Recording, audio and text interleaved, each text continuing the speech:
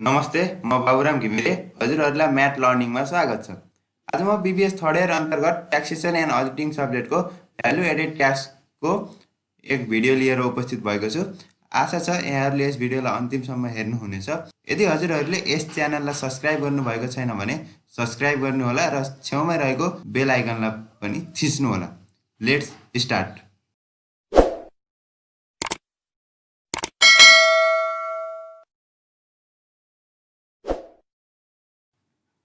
मूल्य अभिवृद्धि कर अप्रत्यक्ष कर हो जुन विभिन्न वस्तु तथा सेवाहरू खरिद बिक्री गर्ने क्रममा विभिन्न चरणमा भएको मूल्य वृद्धिको आधारमा प्राप्त गर्ने गरिन्छ। जस्तै यहाँ एउटा इक्जाम्पल हेरौँ। खरिद गर्छ सुरुमा 10,000 को वस्तु 1 लाख भएपछि 10,000 को वस्तु खरिद गर्छ र उसले सुरुमा भ्याट तिर्दैन। उक्त इम्पोर्टरले होलसेलरलाई बिक्री गर्छ 10,000 को वस्तु र उसले 10,000 को वस्तुमा 1,000 नाफा खाएर 11,000 मा वस्तु बिक्री गर्दछ। 11,000 मा वस्तु बिक्री गर्दाखेरि उसले होलसेलरलाई वस्तु बिक्री गर्दाखेरि 13% भ्याट लगाउँछ। 11,000 को 13% 1,430 रुपियाँ भ्याट लगाएर उसको टोटल बिक्री मूल्य कति हुन्छ 12,430 हुन्छ। र होलसेलरले फेरि रिटेलरलाई वस्तु बिक्री गर्नुपर्छ। होलसेलरले खासमा किनेको कतिमा हो 11,000 मा हो। 11,000 मा किनेको र उसले फेरि 1,500 चाहिँ के गर्छ नाफा खान्छ र 12,500 मा वस्तु बिक्री गर्दछ। अनि त्यस्तै अब रिटेलरले कस्टमरलाई बेच्नु पर्यो। कस्टमरलाई बेच्दाखेरि रिटेलरले कन्ज्युमरलाई बेच्नु पर्यो। रिटेलरको खरिद प्राइस कति हो 12,500 हो, जसमा चाहिँ उसले 2,000 भ्यालु एड गरेको छ, जसमा प्रफिट 2,000 खायो भनौँ र उसको बिक्री मूल्य कति हो 14,500 भयो बिक्री मूल्य। अब यसमा भ्याट लगाउन बाँकी छ। सुरुमा 11,000 उसले इम्पोर्टरले होलसेलरलाई वस्तु बेचेको खासमा 11,000 हो। 11,000 मा चाहिँ भ्याट काट्नु पर्यो, सरकारलाई भ्याट बुझाउनु पर्यो।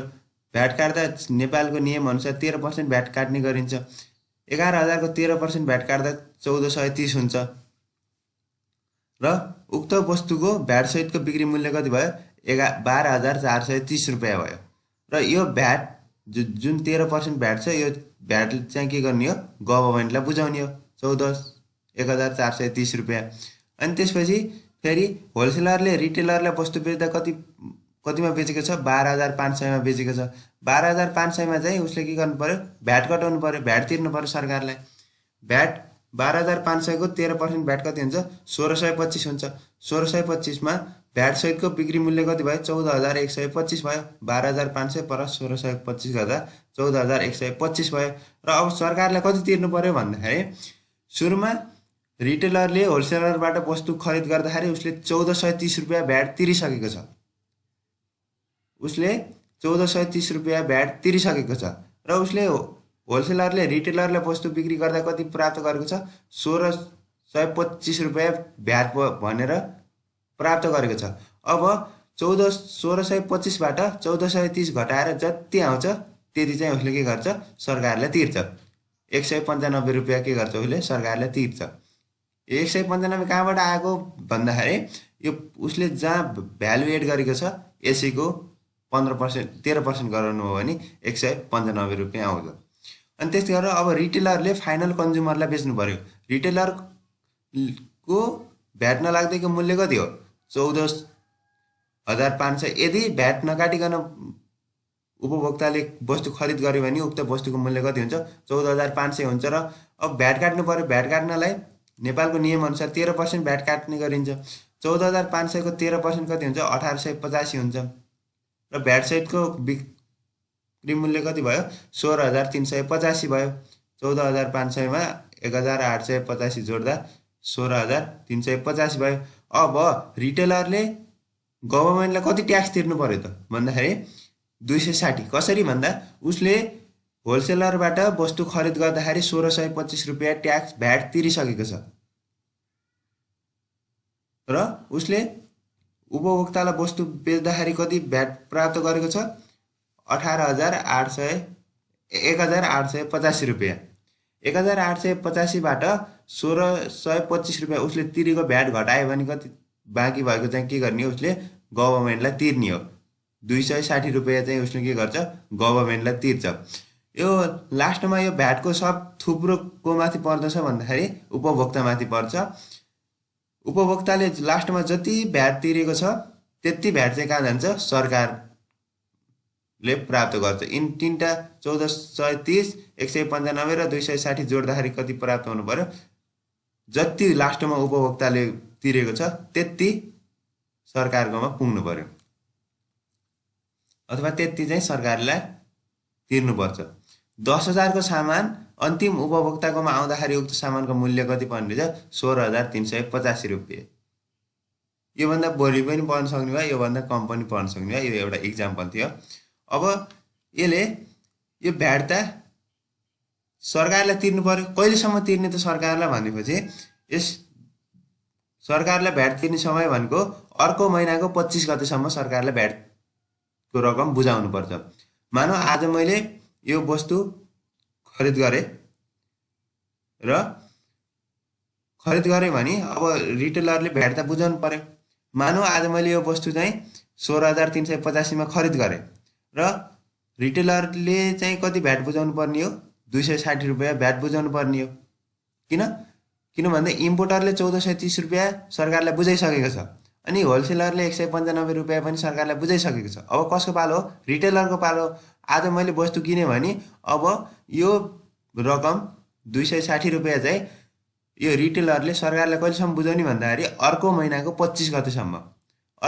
25 गतेसम्म बुझाउनु पर्ने। यदि अर्को महिनाको 25 गतेसम्म बुझाउन सकेन भने के हुन्छ, यो भ्याट रकमको जति छ भ्याट रकम त्यसको दैनिक 0.05% अथवा म्याक्सिमम 1,000 यिनीमध्ये बढी जुन हुन्छ त्यो चाहिँ फाइनको रूपमा तिर्नु पर्दछ। उसले एक दिन पनि ढिलो गर्यो भने त्यस्तो हुन्छ। जति भ्याट अमाउन्ट छ त्यसको 0.05% र 1,000 यिनीमध्ये जुन बढी हुन्छ त्यो चाहिँ के गर्नुपर्छ, फाइनको रूपमा तिर्नु पर्दछ। अब नेक्स्ट हेरौँ, भ्याट क्यालकुलेसन गरौँ। सेलिङ प्राइस एक्सक्लुडिङ भ्याट भन्छ। अब हामीले भ्याट नलाग्दैको बिक्री मूल्य क्यालकुलेसन गर्नु पर्यो। मानौ हजुर एउटा रिटेलर हो, तपाईँले एउटा वस्तु किन्नु भएको छ 1,50,000 मा र तपाईँले उक्त वस्तु बिक्री गर्दाखेरि तपाईँ रिटेलर हो, तपाईँले होलसेलरबाट 1,50,000 मा वस्तु खरिद गर्नु भएको छ र तपाईँले अब कन्ज्युमरलाई बेच्नु पर्यो। कन्ज्युमरलाई बेच्दाखेरि तपाईँले 10% प्रफिट खाएर बेच्नु नि भयो अरे भनेपछि हामीलाई अब सेलिङ प्राइस निकाल्नु पर्यो। भ्याट नलाग्दैको सेलिङ प्राइस कति हुन्छ निकाल्न भनेको छ।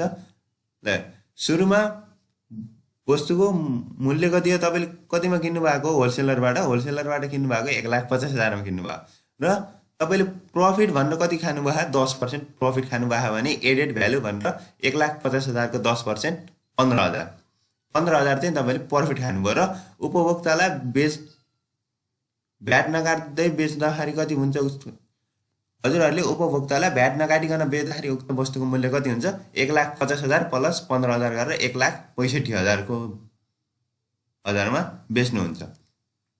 र अर्को बीमा हेरौँ। सपोज यु आर रिटेलर है, तपाईँ अझै पनि रिटेलर नै हो। तपाईँले एउटा वस्तुको मूल्य 1,50,000 मा किन्नुभयो होलसेलरबाट, अनि उक्त वस्तुमा हजुर त्यसपछि तपाईँले सेलिङ प्राइसको 10% चाहिँ नाफा खाएर कसलाई बेच्ने, उपभोक्तालाई कन्ज्युमरलाई बेच्नुभयो भनेपछि अब हामीलाई चाहियो कि सेलिङ प्राइस निकाल्नु पर्यो।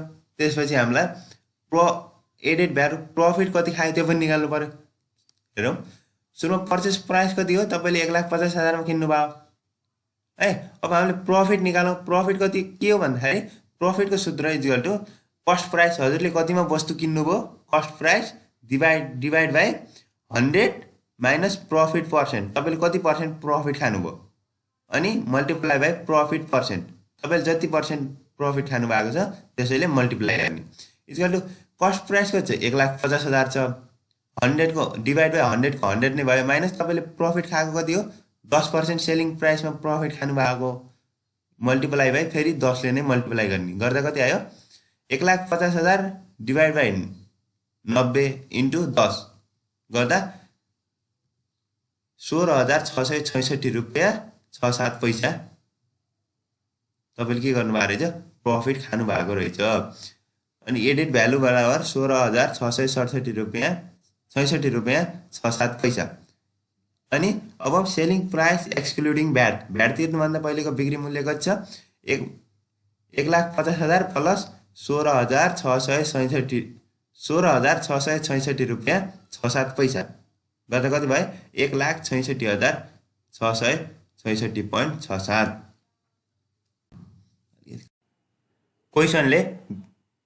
क्वेसनले बिक्री मूल्यको 10% नाफा खाएको छ भने भएर हामीले यो फर्मुलाको प्रयोग गरेको हो, नत्र हामीले डाइरेक्ट यदि क्वेसनले कस्ट प्राइसमा 10% नाफा खाएको छ भनेको भए 1,50,000 कि 10% नाफा जोडेर राख्थ्यौँ।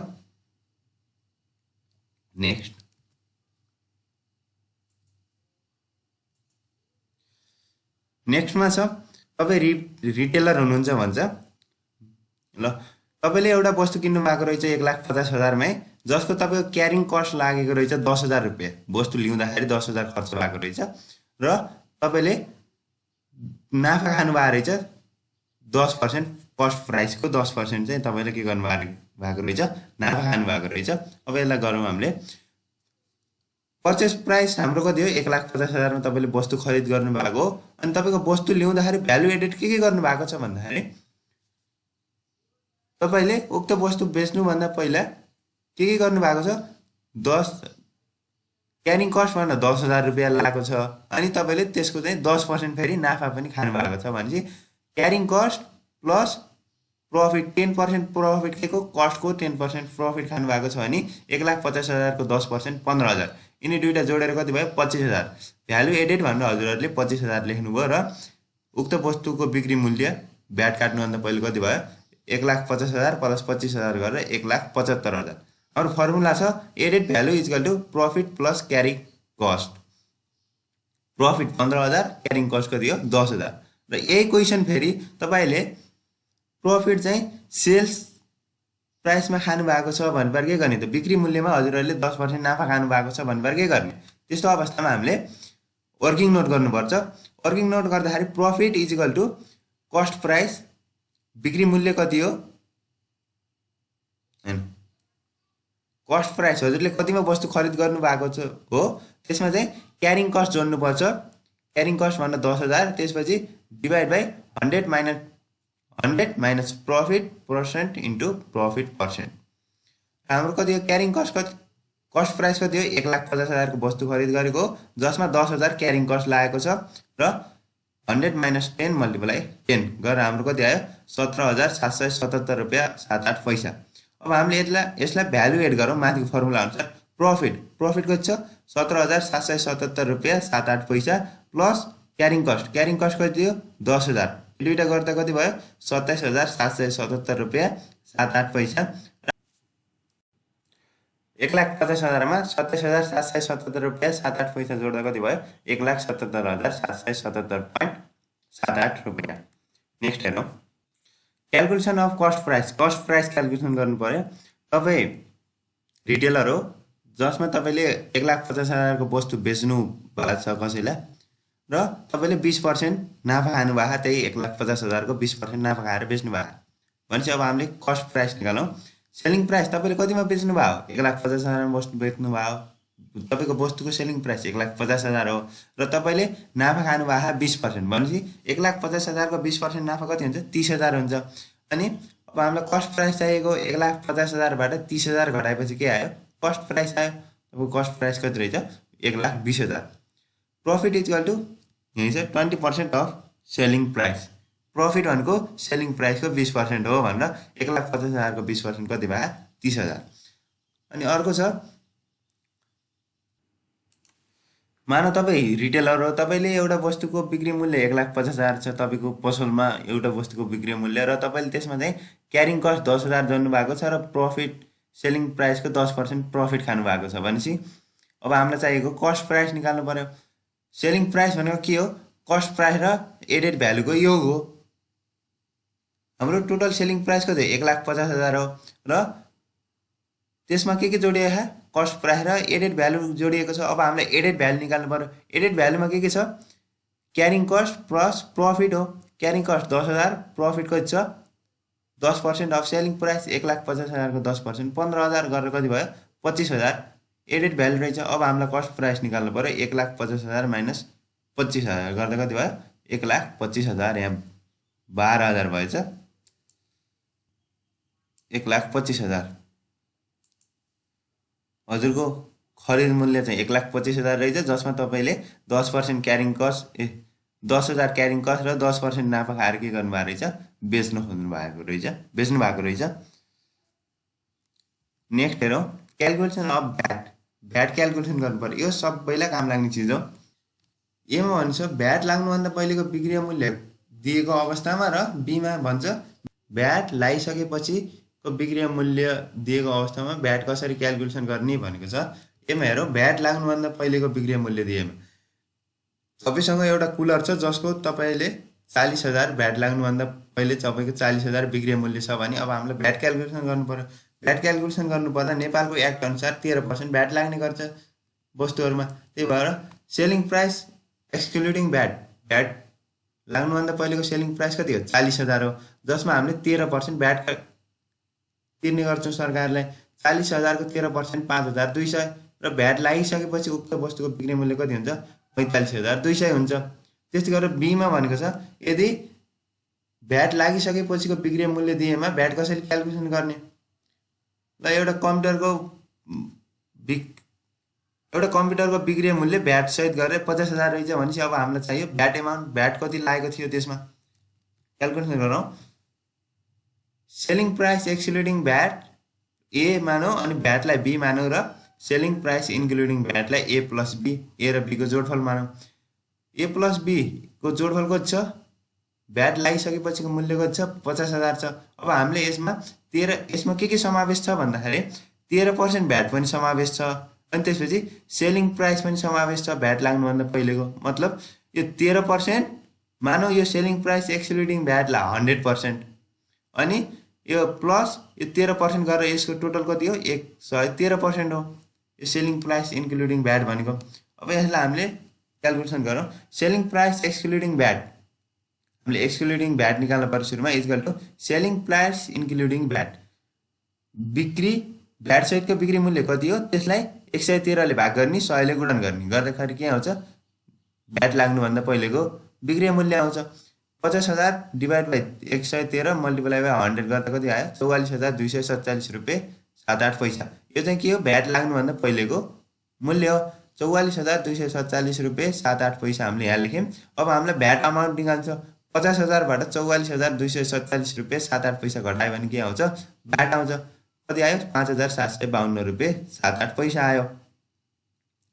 भ्याट लाग्नुभन्दा पहिलेको अमाउन्ट दिएमा डाइरेक्ट त्यसमा 13% भ्याट चार्ज गरेर लेख्छौँ। यदि भ्याट लागिसकेपछिको मूल्य दिएको छ भने त्यसलाई भ्याट लागिसकेको मूल्यलाई 113 ले भाग गरेर इन्टु 13 गरेर डाइरेक्ट भ्याटको एमाउन्ट पनि निकाल्न सक्छ, अथवा सेलिङ प्राइस निकालेर भ्याट लाग्नुभन्दा पहिलेको सेलिङ प्राइस निकालेर त्यसमा भ्याट लागिसकेपछिको सेलिङ प्राइस घटाएर भ्याट पनि निकाल्न सक्छौँ। हजुरहरूलाई जुन सजिलो लाग्छ त्यो गर्न सक्नुहुन्छ। नेक्स्टमा छ यदि भ्याट एमाउन्ट चाहिँ गिभन दियो भने हामीलाई सेलिङ प्राइस कसरी निकाल्ने, सेलिङ प्राइस भ्याट लाग्नुभन्दा पहिलेको सेलिङ प्राइस कसरी निकाल्ने र भ्याट लागिसकेपछिको सेलिङ प्राइस कसरी निकाल्ने। सुरुमा भ्याट दिएको छ र हामीलाई भ्याट लाग्नुभन्दा पहिलेको सेलिङ प्राइस निकाल्नु पर्यो। हामीले मानौ कुनै पनि हामीले एउटा वस्तु किन्यौँ जसको टोटल भ्याट एमाउन्ट कति छ 18,650 रुपियाँ छ। अब हामीलाई निकाल्नु पर्यो भ्याट लाग्नुभन्दा पहिले उक्त वस्तुको मूल्य कति थियो। क्यालकुलेसन गरौँ। Let selling price excluding VAT equal to 100। मानौ भ्याट लाग्नुभन्दा पहिले उक्त वस्तुको मूल्य 100 रुपियाँ थियो भने अब हामीलाई कति 100 को 13% भनेको त 18,650 रुपियाँ हो। 100 को 13% बराबर कति हो 18,650 रुपियाँ हो। अब 100 इक्वल टु के हो 18,650 डिभाइड बाई 13 इन्टु 100। किन 100 गरे भन्दाखेरि यहाँ पर्सेन्टमा छ, यसलाई पर्सेन्टबाट हटाएको, पर्सेन्टबाट हटाउन के गरे 13 इन्टु 100 अथवा यति 13 डिभाइड बाई 100 गरेको अनि 100 क्रस मल्टिप्लाई गर्दा 18,650 इन्टु 100 डिभाइड बाई 13 गर्दा कति आयो 1,43,461 रुपियाँ 54 पैसा। उक्त वस्तुको भ्याट लाग्नुभन्दा पहिलेको अमाउन्ट मूल्य चाहिँ कति रहेछ 1,43,461 रुपियाँ 5 पैसा रहेछ। अब बीमा भनेको छ सेलिङ प्राइस इन्क्लुडिङ भ्याट भन्छ। अब हामीलाई भ्याट अमाउन्ट दिएको छ र भ्याट सहितको मूल्य सोधेको छ भने हामीले कसरी गर्ने त? त्यसको लागि हामीलाई टोटल भ्याट अमाउन्ट दिएको छ 25,666 रुपियाँ। अब हामीलाई बिक्री भ्याट सहितको मूल्य निकाल्नु परेको छ। सुरुमा हामीले भ्याट नलाग्दैको मूल्य निकालौँ। मानौँ सुरुको मूल्य 100 थियो है, 100 को 13% भ्याट कति हुन्छ 25,666 हुन्छ।